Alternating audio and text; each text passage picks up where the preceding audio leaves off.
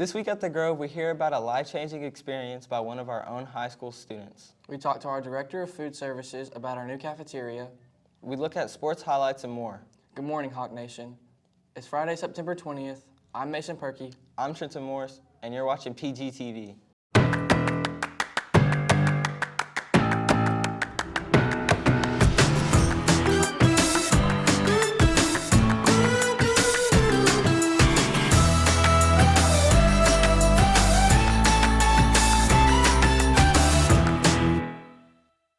Last year, one Pleasant Grove student was in a terrible car accident and ended up fighting for his life in the hospital just after prom.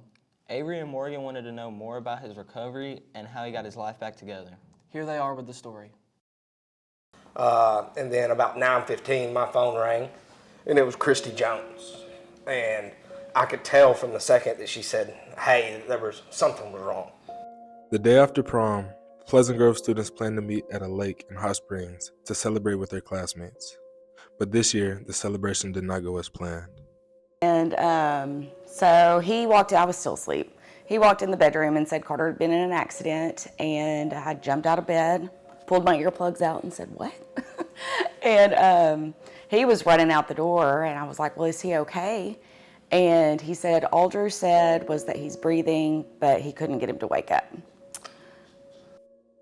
A steady rain caused the roads to be slick. Between Texarkana and Hot Springs, and early that morning, juniors Carter Beck and Drew Waters were slid off the road on their way to the lake. While Drew escaped with minimal injuries, Carter had suffered major brain injuries. They couldn't get him stabilized in the ambulance. They were originally going to take him to St. Michael's, and St. Michael's was diverting trauma to Wadley. And then we got a phone call at some point, Adam did, and asked if they could take him to Hope because they were having trouble getting him stabilized. Once they transported him, we headed to Arkansas Children's Hospital, and they beat us there and went to the ER. He was in there, and they did a CT and showed that his epidural hematoma, which is bleeding on the brain, had gotten significantly worse. And so they took him straight back for surgery, and they cleaned all that up, and after that, he was put in the ICU. In the ICU, the head therapy doctor came in and visited with me, and she explained that he had a traumatic brain injury and that they classified those as mild, moderate, or severe, and that his was severe and his brain was damaged all 4 ways that it can be damaged.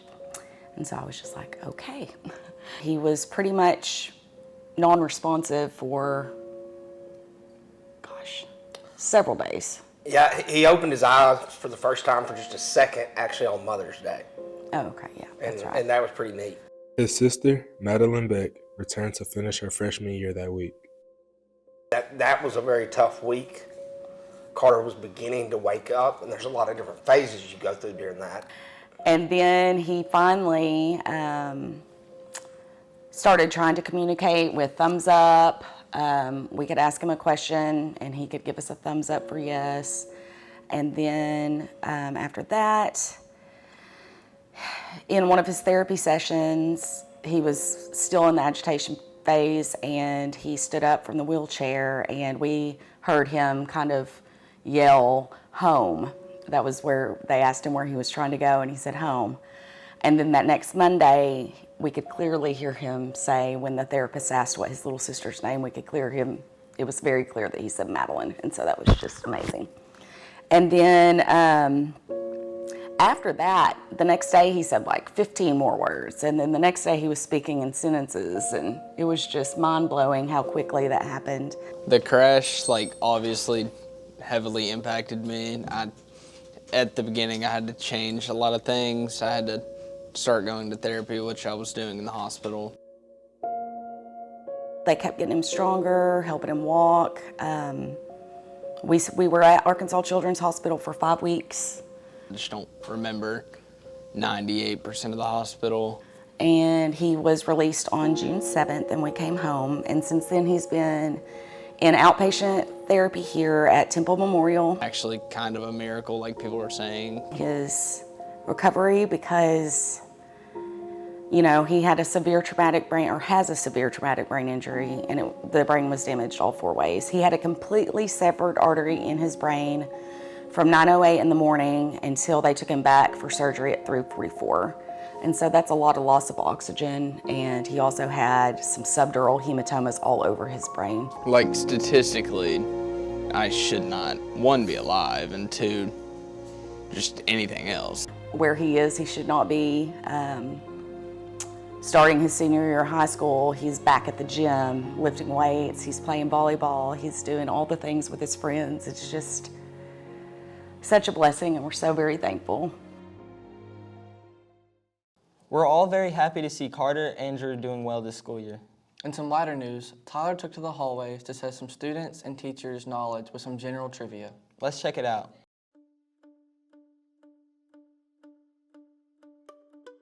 How many feet are in a mile? Isn't it 5,280?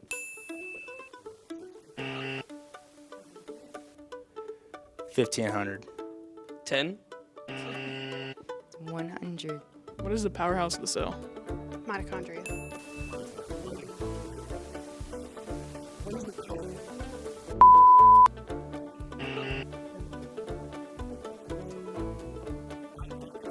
What's the strongest bone in the body? Isn't it the one in your thigh? I don't know what that's called. Femur? The femur? Somewhere in the neck. Or When was the Declaration of Independence signed? Why am I good? 1776. 1776.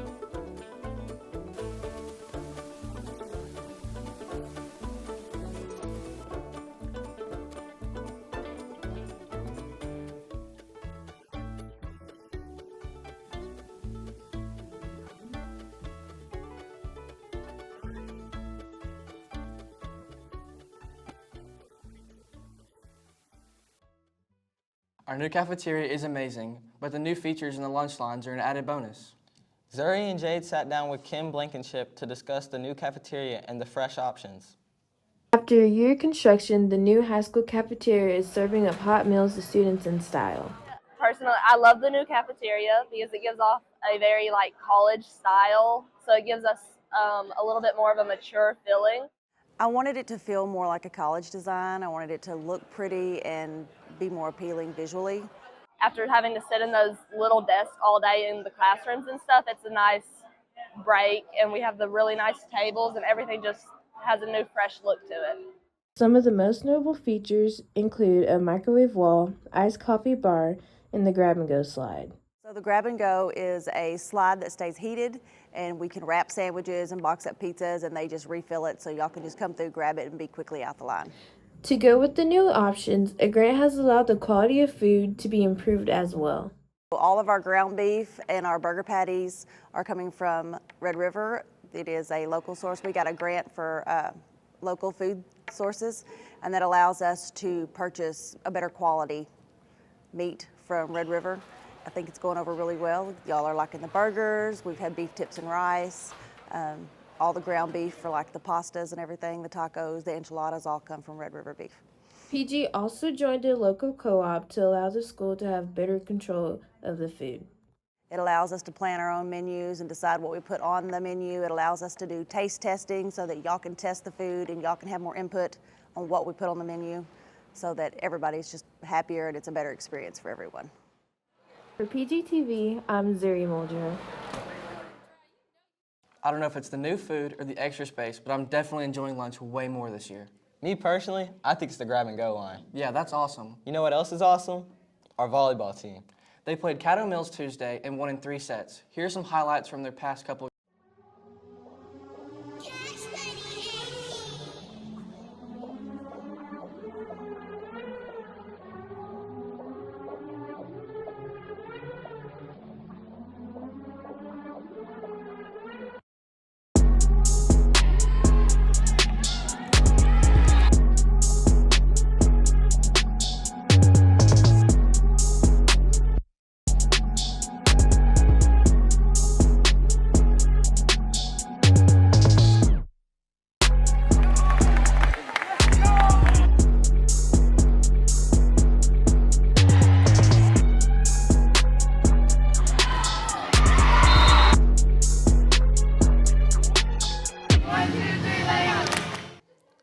In other sports, last week, our cross-country team ran in Spring Lake Park and had a great day. Our girls placed 2nd overall, while our guys placed 5th overall, with senior Grayson Redden winning the entire event. Here's AV with a few shots from the event.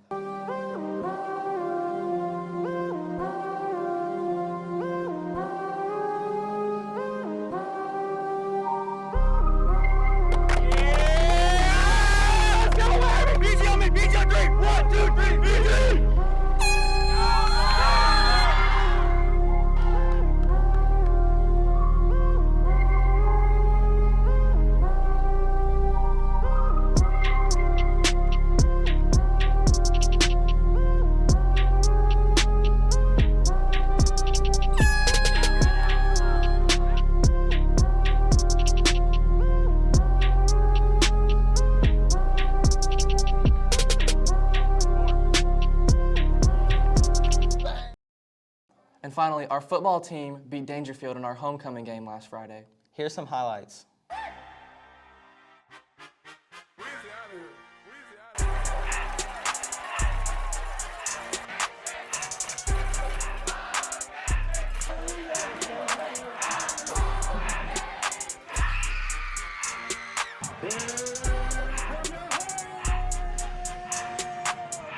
Everything litty, I love when it's hot. Turned to the city, I broke out the nut. Got some more millies, I keep me a knot. I created history, it made me a lot.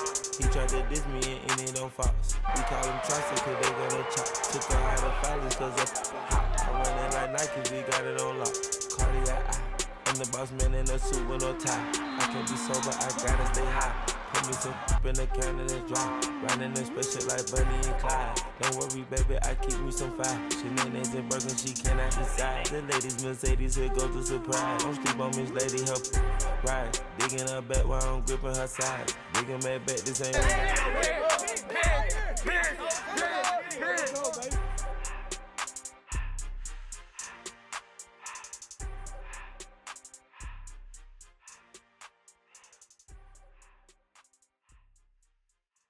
And now for some announcements. Any 10th, 11th, or 12th grader interested in joining the National Technical Honor Society can pick up an application from Ms. Bates in the Counseling and Career Center. The deadline to turn in your application is Friday, September the 27th. There is a senior parent meeting for scholarships and college application questions Monday night at 6 in the cafeteria. Volleyball plays in Marshall tonight, and football will play in Kilgore. Tennis has a tournament this weekend in Anna. Girls golf will play Monday at Mount Pleasant. Good luck to all of our athletes. That's all for this week. Have a great weekend, Hawks. With Kimber. Hold on, I'm itching my head. All right, good. That's all for this weekend. Have a great. On Friday. Fresh options, fresh. Not fresh options. I'm over like cross country options. Where you looking at? Our football team beat Dangerfield. Same. We have to restart. And now for some of the that.